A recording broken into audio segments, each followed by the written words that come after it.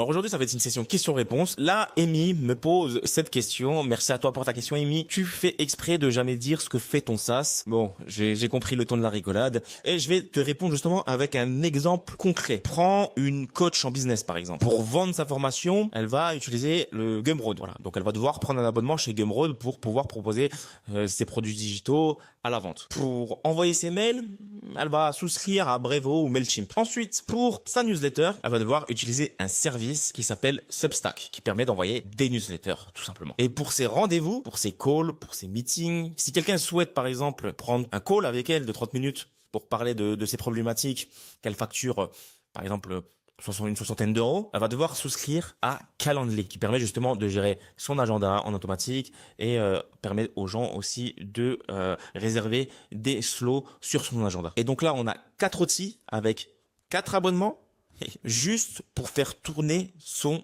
activité. Alors qu'avec Tap.bio, elle fait tout ça en un seul endroit. Elle peut vendre, elle peut envoyer ses mails, elle peut envoyer ses newsletters, elle peut aussi proposer aux personnes désireuses de réserver un call avec elle, de le faire directement depuis Tap.bio sans utiliser un service tierce comme Calendly. Il y a aussi des fonctionnalités qui permettent de faire du lead magnet directement sur Tap.bio sans passer par Mailchimp. Ça fait exactement le même boulot et même en mieux, mais sur une seule page et un seul service. Et donc mon ça, c'est tout simplement restructurer les activités de tous les indépendants, les coachs, les entrepreneurs et les freelances dans un seul lien.